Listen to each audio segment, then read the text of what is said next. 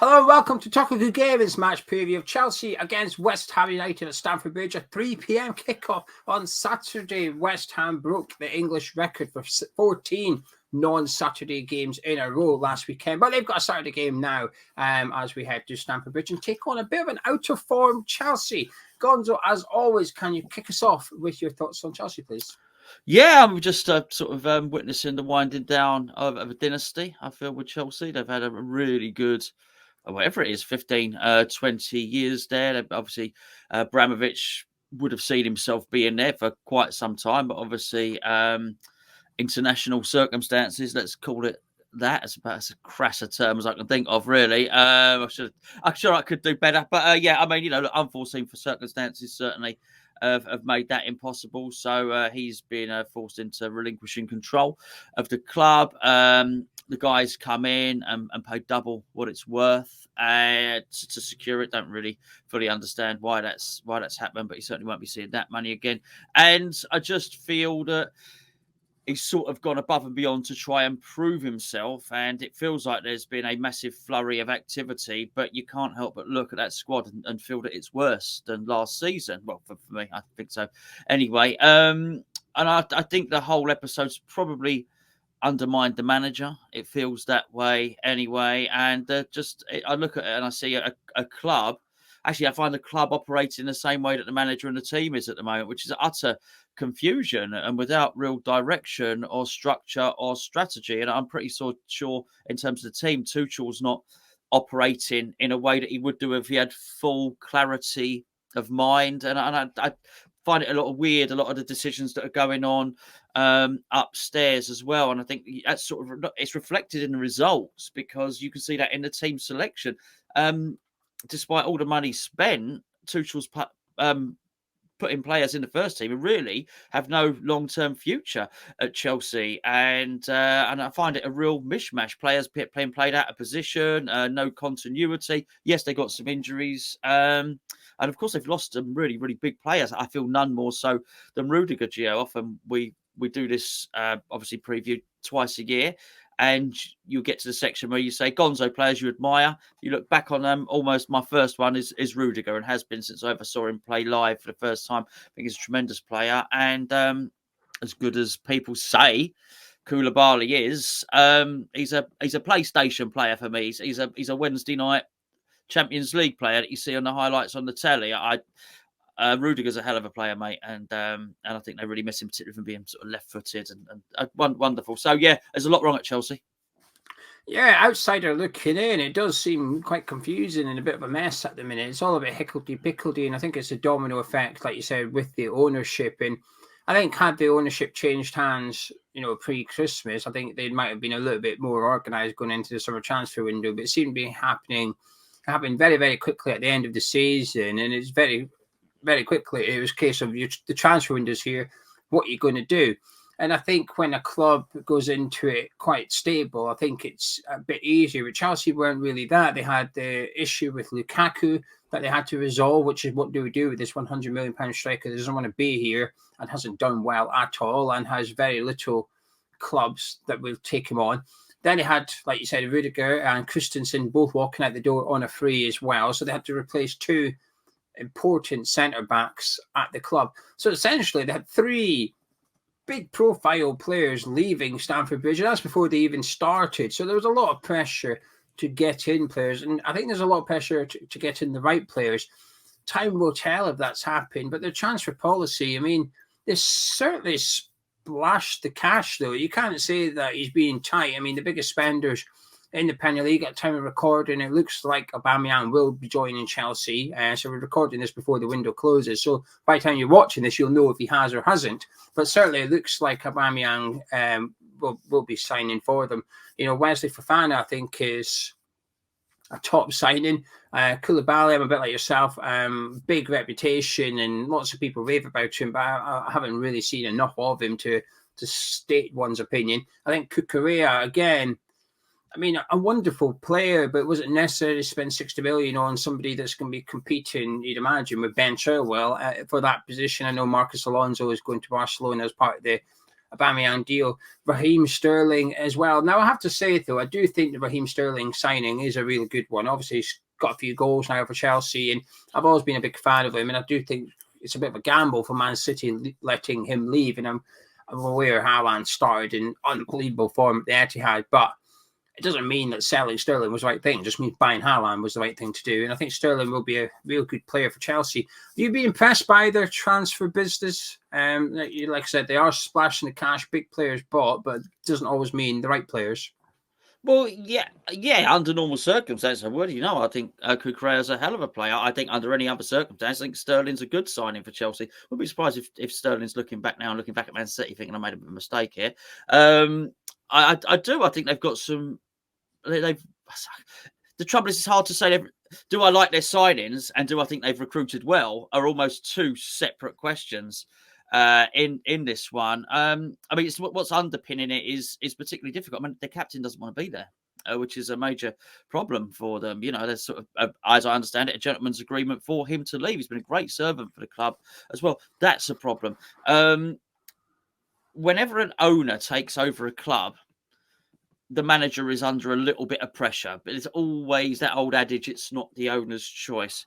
And Tuchel deserves, by the way, to have a lot of respect, and it shouldn't even be under question. But I get the impression as outsider that Tuchel is under pressure, and it shouldn't be the case because he's brilliant. He's won the Champions League, and I think he's feeling that. I think that's permeating throughout the team and throughout the squad. So I think what's happened is what was underpinning the club, even though. Basically, is the lack of leadership. They've lost a main leader in Abramovich. Bruce Buck, was there for years, he's now gone. I feel that the manager there's no leadership coming from there particularly because he probably doesn't feel particularly secure in his job. Plus, he's in that advantageous position where, do you know what? He will go in and get another top job even if he leaves. He's got that Conte situation, that Conte aura about him. And then you've got the captain who's probably trying to find, struggling to have faith in him as leadership because he said at the end of last season, I'm done. I'm out of here. I've, it's been great. So I would go back to Spain now. And there he is still there. So I just think the whole leadership structure of the club has been completely undermined. And I'm not entirely sure. Well, in fact, the whispers are that there's certain players he would have liked to have sold that he hasn't been able to sell.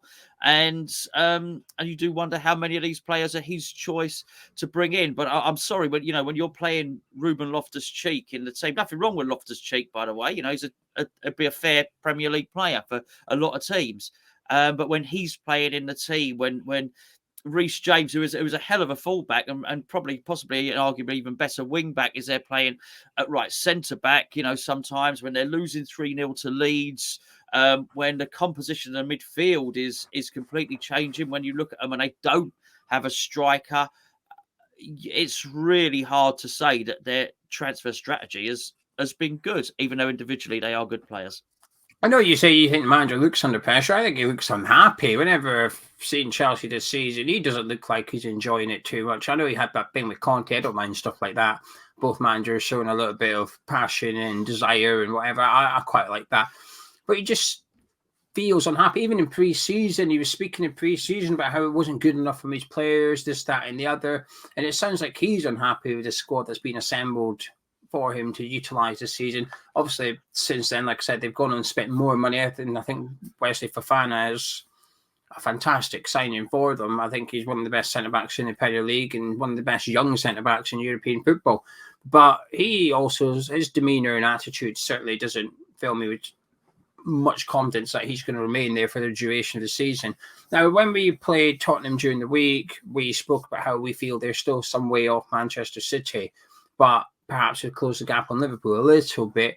For Chelsea, it feels like while Arsenal and Tottenham have moved forward a little bit over the last 6 months, it feels a little bit like Chelsea are perhaps moving backwards. Would that be fair to say? Yeah, I mean, just to backtrack on that, as before we played Tottenham, I've changed my mind on Tottenham. I think Tottenham are a million miles away. I think their manager's one tantrum away from one loss. Sorry, should I say one loss, one bad refereeing decision away from an outright tantrum that could see him. Don't be surprised if Conte doesn't last another calendar year at Tottenham. So I think they're a million miles away.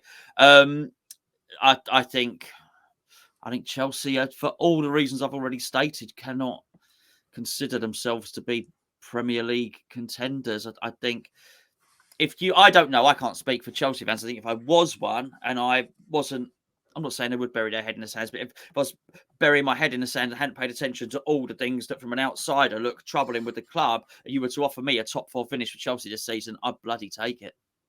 Yeah. And finally, players you admire. I lots of them. Having said all of that, obviously, Mount is a really, really good player. I really like Kai Havertz. I do think they've bought a really good player in Cucurella. I really, really like him.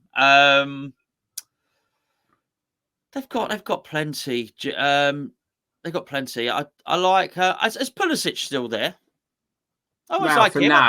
For now, there's talk he's going to leave on deadline day. I always thought he is a player that would do very well in the Premier League, and he's almost been unlucky to be at Chelsea. I think put him in a lot of teams where he plays every week, he'd be up there with the assists, at the end of the season. I really do. I think he's tailor-made for it. But I do feel they're lacking something in midfield, and I think people like Jorginho on his day is a very, very good player. But his day seems to be getting less and less frequent, really. So I think they've probably got quite a lot of work to do there, really. But yeah, Havertz is a good player. I've got to say it. Who's just been played out of position so many times because they tend not to have a striker. But it can't be any coincidence that people. I don't know if Werner's been sold now. I don't know if he's gone back to Germany and he started scoring goals again. But it wouldn't surprise me if he goes back and he scores goals. Wouldn't surprise me if Lukaku eventually starts scoring goals again. It can't be any coincidence that players are going there and struggling at the moment. Individually, though, Gio, they've got lots of good players. And the goalkeeper's all right as well. Oh, no, their goalkeepers, he's having a bad time at the minute, Mendy. At the minute, yes. But they all are. I just think he's a good... Timo's gone back to Leipzig. That's the point. They've signed him and Lukaku, then end up having to give them back to their clubs that they got them from because they couldn't make him a success. I agree with Havertz.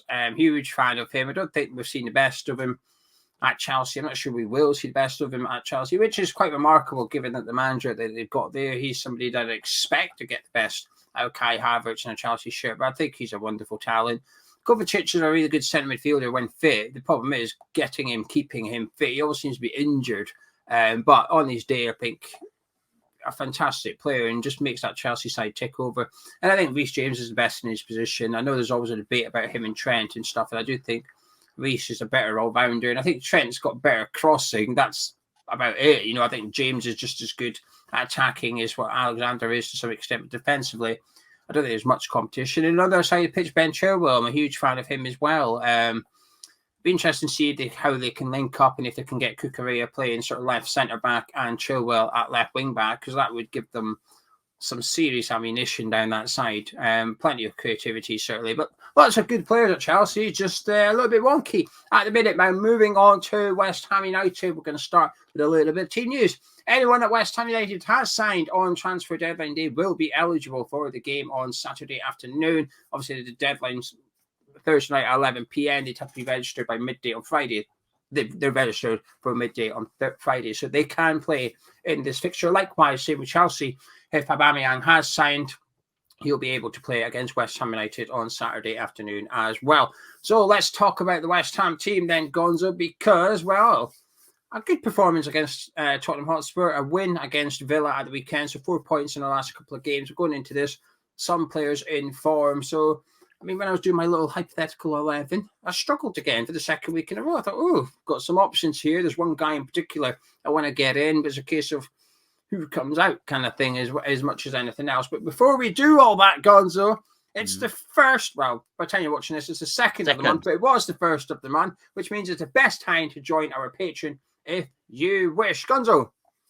I'll tell you what, look, Patreon, there's many reasons to subscribe to our Patreon channel. What is our Patreon channel? That's probably what you're asking. We do free videos every day on 2 separate YouTube channels. One of the reasons we're able to do that is because we've made this our job. One of the reasons we're able to make our job is because we have a subscription service which you can pay towards, and we have 3 separate payment tiers which help pay us a wage, which allow us to give you videos. But we give you something back for that money. Is you'll get a whole extra channel of personalized private content. I say private, not like that, no dodgy stuff, where we do breakfast shows, we do opposition previews, we do player ratings. We got Mike on Monday, but it's not on a Monday anymore. We'll discuss that at another time. We have got podcasts. We have got possibly the best West Ham show in the whole of YouTube on there. There is so much stuff, and plus, see all that junk behind Geo, it's not actually junk at all. They're wonderful, wonderful products, and you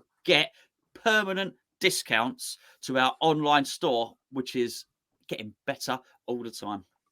If you want to check it out, please do go to patreon.com/hammerchat. Click the link in the description or the pinned comments of this video. Do head over there. Any questions, get in touch with us. And when Gonzo says the best West Ham YouTube show on YouTube, he's not referring to one with me and him in it. It's called Hammerlytics, which has got Jack or Cal.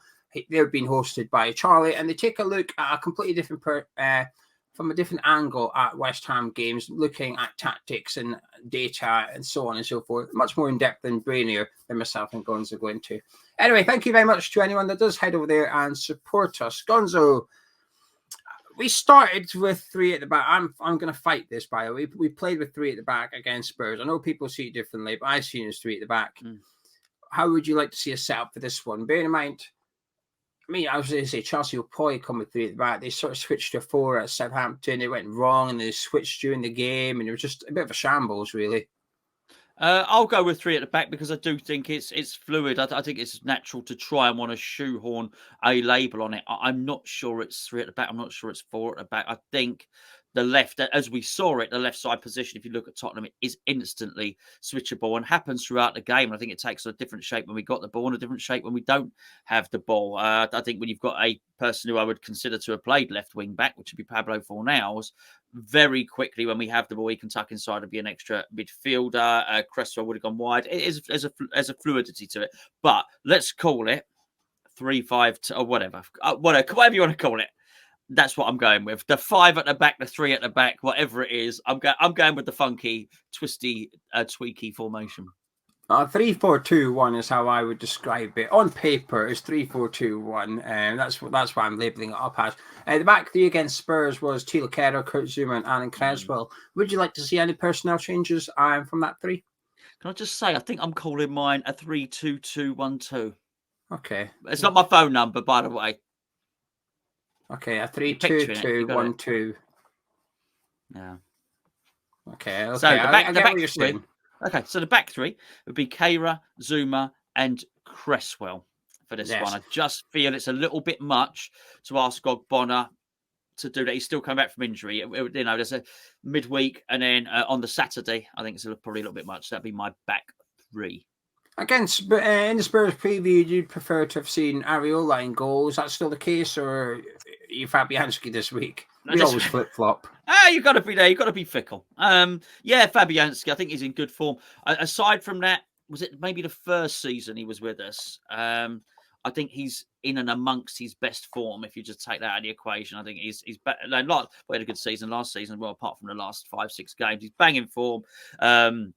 Trying to distribute it more quickly, coming off his line really quickly as well, and catching crosses too. What more do you want from your goalkeeper?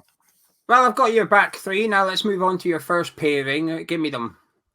What, you mean the wing backs or the central midfielders? Well, it depends what you do. You told me it's a 3-2-2-1-2. So give me your first 2. I did know. Okay, well the wingos backoses are Soufal, and I'm going with Emerson as your wing backs. Emerson.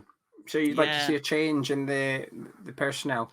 I love the way him and Paqueta communicated and combined. I thought I saw promise there, Gio. It certainly wasn't that. You'd be putting Emerson up against his former club where we've literally just purchased him from. Is that part of your thinking, or would you just prefer to see Emerson over Fornals? Well, I thought it after I'd written it on the page. I thought, oh yeah, and his former team, but it wasn't my thinking of putting him in there. I'd like to see him there. I think it's right. I think we're going to have to be, whilst I said before it was fluid against Tottenham, I think we'll have to be a little bit more, not resilient, but we'll have to be a little more regimented. That's the word I'm looking for in terms of sticking to position against this particular team. Because I think if we get this right, it is a winnable game. And actually, I quite liked it when I saw him. I think he has an attacking instinct as well, but I think it brings a bit more pace to that left-hand side than anyone else you could possibly think to play that. Apart from Cornet, you can't play Cornet. Hasn't played enough. I can understand why I put him in. I was impressed with him when he came onto the pitch against Spurs. I felt like he changed the dynamic of the attack. Us having a left footer at left wing back was a bit different to having Pablo Fornals, and I think he proved more of a threat, actually. I would stick with Fornals, Soufal and Fornals for me out of my wing backs, mainly because I thought Fornals had a good game against Tottenham. I think he fits the role really well.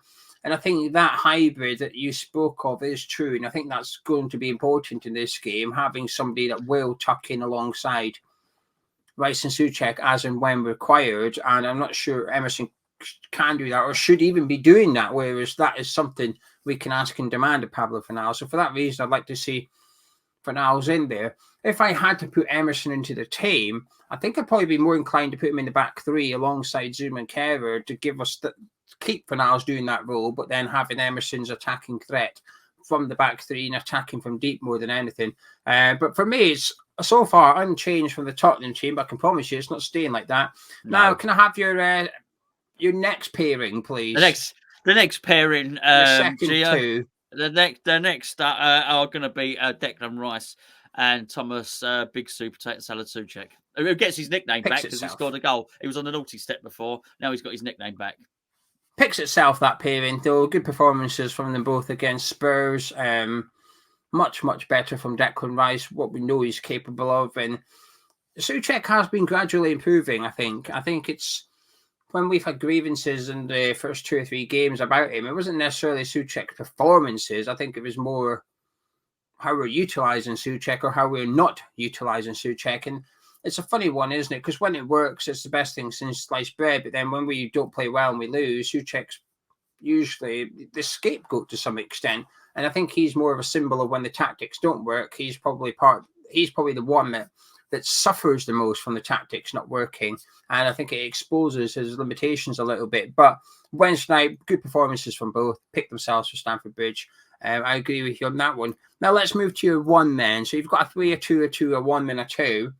That's going to be interesting because you're asking for a second striker. So I'm assuming, I don't know here because you've got. I told you when I was writing it when we were doing the countdown to the show. I said, "Oh, I've come up with something here." I said, "I like this." What did I say to you? I said, "I got my big boy pants on when I'm picking this team." I think I know what you're going to go for. Tell me. I think you're going to want Paqueta in the 10 with Scamacca and Antonio up front. That's what I'm going for, mate. That's what I'm going for. I'd have liked change of heart as well, as you can see. But there you go. But it's also the fact I had put 12 players in the team initially, so I thought I'm not going to get away with that. You can't go around breaking rules in a Premier League football match, well, unless you're Tottenham, of course. But I thought I've got to play 11 players here, so I'm thinking this: Paqueta, Scamacca, and Antonio's. He needs an A at the end of his name, but Antonio. A bold selection. What's the reason for going so aggressive? Crush them, Geo. Crush them. I think we've got 3 centre backs there. We've got 2 wing backs who know how to defend. We've got 2 midfielders who know how to defend. There's a lot of defenders in that team. So it seems bold, but I would say there's only 3 outright attackers in there, and I think they could cause that back line all sorts of problems, regardless of whether they've got Fofana in there, who is a good player. But he can't even pick a team at the moment, Tuchel, and I think we've got to take full advantage of that. I think the back line's in disarray. I think even if Fofana does come in, and don't get me wrong, I think you can come in as a defender and have a really good first game. It's absolutely possible. That being said, I think we can really go from there, and I just think that front 3 would strike fear into them. And if you almost got everything covered, you've got the slide rule ball through the middle, and if you want to get wide, then we've got a 6'5" striker in there. And let's put them to the test. Let's really test out these centre backs and see how they like it. Basically, well, at my 3 remaining players, 2 of them you have selected, 1 I have not selected that you selected. Would you care to guess which one I haven't picked and who I have picked instead? Yes, I bet you've not dropped, but you haven't selected Scamacca. And who do you Give me think? some encouragement. Help me Yes, out you're there. correct. You are Okay. correct.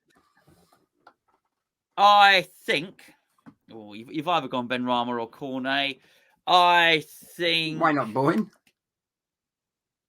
Oh yeah, you alluded to it in the player ratings. Actually, you actually said in the player ratings that if Bowen had played in the second half like he played in the first half, he probably wouldn't have got in the team for Chelsea. But the second half was probably in the way. Yeah. Oh yes, sneaky swine. I still reckon you've selected Benrahma.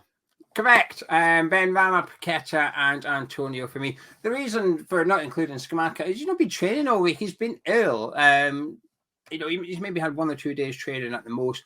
I think Mikel Antonio was brilliant against Tottenham. I want that Antonio back up front again. And for somebody like yourself who goes on about messaging all the time, I think that element is key here, which is sorry, Scamacca, mate. I know it wasn't your fault you were unavailable, but Antonio went in and he's played well, so he keeps his shirt. And I know you're not suggesting dropping, by the way, but I think Benrahma is arguably our best player so far this season. He wasn't the best player on the pitch against Tottenham with that, but I certainly don't think he had a bad one.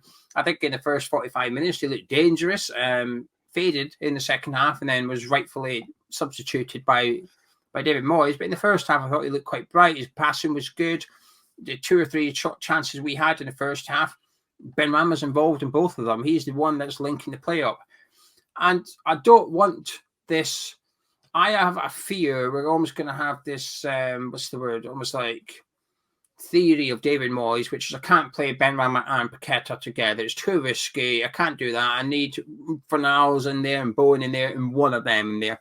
I want to get rid of that pretty much straight away. I'd like to see them both on the pitch from the start against Stamford Bridge. And, you speak about how good Paqueta is on the ball and you could see it on Wednesday night and you could. Well, I want to see Benrahma next to him. I want to see the 2 creative players next to each other playing in behind and very close to Mikel Antonio as well. So that would be my team. You guys get involved in the comments below. Let us know the 11 you would like to see David Moyes' name at Stamford Bridge. Lots of options, but Moyes can get off with that a little bit because obviously next week we've got a game on Thursday in the Conference League as well. So the likes of Coney and that. You're not playing Saturday, don't worry, mate. You're playing on Thursday. Don't worry about it too much.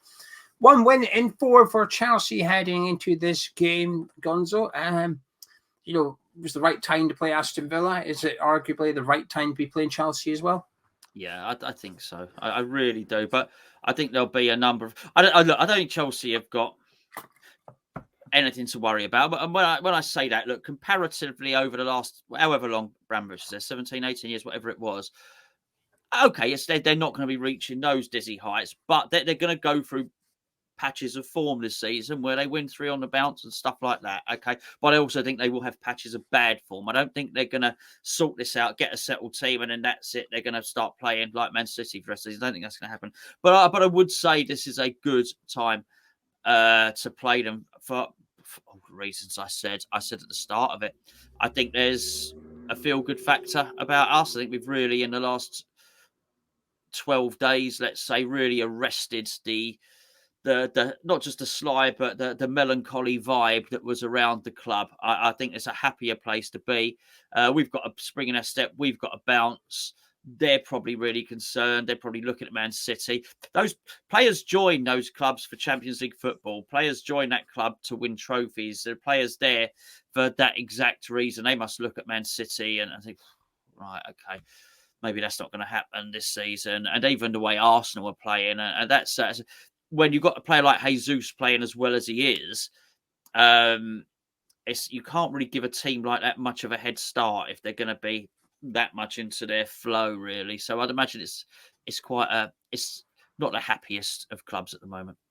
Yeah, I don't think Tuchel knows his best 11. I don't think he knows his best formation, to be honest with you. I watched him against Southampton on Tuesday evening. They were shambles from the first minute to the last, really. They were all over the place. I mean, it was still a relatively close game in terms of the scoreline and whatnot, but Southampton deserved to win that game. I think they've got a few lack of options in centre midfield going into this one. Conor Gallagher's back from suspension, but they are quite light in the middle. Aubameyang, if he does sign, will be available. For Fofana, I'd imagine, will go straight into defence. But I do think that this is as good a time as ever you're going to get to play Chelsea. There's not going to be many times this season where their form will read 1 win in 4 games in the Premier League. You know, like I said, you expect them to finish in the top 4 this season. They'll pick it up once they've got a settled side, and they've got a lot of changes. They've done a lot of transfers, and I guess the difference between ourselves and Chelsea is Tuchel's got to use them. He's got to play. He's probably going to have to throw Fofana in immediately. He's going to have to keep using like Sterling and Cucurella. Whereas with Moyes, you can say, well, actually, I don't really need to put Cornet in just yet. I don't need to use Flynn Downs just yet. I can still use the boys that have been here for a little while. And I think that probably gives us a slight advantage as well. But I think it's the right time to play Chelsea. You know, Wednesday night when the full-time whistle went, I was looking forward to this game already. I thought, there we go. I've seen enough from us to know that we can cause Chelsea a bit of bother if we play like we did in the second half. With all that said and done, are you confident? Yeah, I am confident actually for this one. I still think they've got good players. I think Fofana coming in will sort of liberate Reece James. I'm far more worried about him playing wide than I am in playing right centre back. I'll tell you about that. I'll tell you that much now. I'm a little bit concerned. I'm not arrogant about it. I'm concerned about Aubameyang coming in. Whilst I think as a professional footballer that buys into a project, I think I don't like him at all. I still think on his day, he can be one of the best strikers around. I really do. I think he can score a goal. I think he's incredibly talented. But I there's too many other things. I think we've got a real budding partnership at centre back there, which looks to be improving with each game. I think central midfield, we will have an answer for whatever they want to do. So I look at that and I think actually we can dominate central midfield. Actually, I say dominate, but contest it and not lose out on the battle there. And I also think, bearing in mind they have a new midfield, a new backline, or certainly an uncertain backline. We got the forwards, we got the attacking players to cause it some problems as well. And I also think that whether he picks your team, whether he picks my team, or whether he picks his team, I think we're going to have a bench. I think he'll pick this team, by the way. I don't think he's going to be picking mine or yours. Yeah, he didn't mention it in the press conference, so you're probably right. I think at whatever team he does pick, he's going to have a lot of options on the bench and players who are chomping at the bit, not just players who are on the bench that want to come on to prove a point, to score the goal, to make the assist, to make the tackle. Actually, players that David Moyes wants to use. I just sort of cast your mind back, if I may, not a massive highlight of the game against Tottenham, but an incredibly important part of the game. It was towards the end of the game, and Ogbonna was on the pitch, and it was just before Bowen had his chance with the left foot, which sort of, went across the face of goal, if you remember that last chance. Preceding that move, Ogbonna charged in to try and make a shot. It was more of a shot block. It sent the ball ricocheting everywhere. But what it showed you was utter determination from somebody that had come off the bench to win that game. It was a will to win. And there was no great amount of skill in that last attack that we had in that game. But what that was determination. It was a force of nature. It was team spirit. It was all of those things encapsulated in one move. We nearly scored from it as well. And I just think we've got a lot of that in abundance. I think it's going to be... I think that Chelsea don't have. And if they turn it around and they get that determination, they get that will to win, and they've turned it around in a matter of 3 days, I'll be impressed, but I'll be very, very surprised. I wouldn't use the word confident, but I'd certainly use the word optimistic, especially after the last 2 performances. I think we've looked defensively. I think we've looked very solid in 180 minutes against Tottenham and Villa. Going forward against Aston Villa, we were pretty poor, but much better against Tottenham. But we've now got Paqueta in this squad. You can't discount the fact that we've got this extremely creative and flair player that's cost us 60 million. You can't just discard that completely. You have to take that into consideration, and that does give me optimism. I think where we saw Conte probably respect us a bit too much, if I'm honest with you, in the second half. I think they ended up playing for the point. I do wonder if Chelsea might be one step too far the other way, in the sense of, well, let's just discard West Ham. We're better than them. We'll go out there and play. And they are better than us on their day. Yeah. But I do wonder if that'll play into our hands a little bit. We might be able to take advantage of that arrogance to some extent. And I am optimistic against something from the game. And if we can play like we did in the second half on Wednesday, for the whole 90 minutes, then we're more than capable of getting something from this one. So can I get any final words for yourself as well as your all-important score prediction, please? Yeah, I just think, hopefully they've had probably a day's recuperation on Thursday, day's training Friday. It's an away game, but it's in London. No big deal. They can keep the routine that they have when you play a home game, when you play, a game in London. I guess that's a bit of an advantage for all the London teams. There are so many, clubs around that vicinity. You know what? Do the routine, get into it, have your non-barbecue sauce-based pizza with Pringles sprinkled on top, do your motivational speech, get them out there, pick your team, keep the people on the bench motivated, and start fast. Start fast, quieten that crowd down as well, that Stamford Bridge crowd. They're going to be nervous. They will be nervous. They are not used to this. The last 7 months that have happened to Chelsea, those fans are not used to this. They don't know what the hell's going on at the moment. And they're still wondering if the new owner's the Messiah or a very naughty boy. They don't know yet. We can play on those doubts, start fast, in a measured way that I thought we did actually against what I liked about Tottenham. We attacked them, but we didn't overcommit. We still kept it tight at the back. It was a lovely balance, I thought, to a lot of our play against Tottenham. I think they can score against us, but I think we can score against them plenty, actually. So maybe 2 or 3-1. I think we might win 3-1. Big call there. I think in the last few weeks there's been enough evidence and blueprints handed to David Moyes. Southampton, Leeds have both said, there you go, that's how you beat Chelsea. There is plenty to go on, enough to take from both of those games in order to how to set this up. Now, it does contradict what me and you have just gone and said we want to see, because both Southampton and Leeds play with 4 at the back, for example. But there is enough. Mendy's confidence must be through the floor right now. I want to see him hassled. Whenever there's a back pass to Mendy, I want someone chasing him down just to make him nervous. Say, go on then, I dare to try and play it out from the back like you did against Leeds and Addison nicked off you. Go on, do something. This Chelsea team are not playing free-flowing, attacking, breathtaking football and stuff. They are capable of it, and I'm sure there'll be examples of it later on in the season, but they are not right now. The one thing that gives me hope more than anything is our attitude towards Tottenham, because I've always worried that David Moyes is what I would call white flaggish against these Super 6 teams where we don't play for the win. It's almost like we get beat 1-0 and it's like, well done, that's a good result. Getting beat only 1-0 is deemed a good result. And I dislike that attitude. And then you see teams like Leeds who pop at Chelsea, win 3-1, and I often sit there a little bit envious thinking, I wish we would have a go at them. Well, against Tottenham, we did have a go. That second half, we equalised in the 55th minute, wherever it was. For the next 40, we were trying to get the winner. The last 5 minutes, like Gonzo said, Bonner was taking shots. Kenner was at the other side, 18-yarder, swinging in crosses. There was only one team trying to win that game, and it was us. And that's giving me hope that we're going to go to Stamford Bridge on Saturday to win. Not to get a draw, not to get a respectable defeat, but to go there and actually get all 3 points. However, saying that, I do wonder if it's just come a little bit too soon for us. It's probably come too soon for Chelsea as well. So I'm going to say Chelsea 1, West Ham United 1 as well. That will be my score prediction for Saturday's game. However, if you've enjoyed this preview, do drop a like, comment, and subscribe if you're new to Hammers Chat. We'll be back tomorrow, Saturday afternoon. It's a 3 o'clock kickoff, so we'll be live at 1:55, at 5 to 2. We'll be live with our live build-up show, reading out the team news, having a little discussion, and getting interactive with you guys in live chat. So if you're at a loose end tomorrow, do pop along. We'll be live at 1:55, and we'll see you then.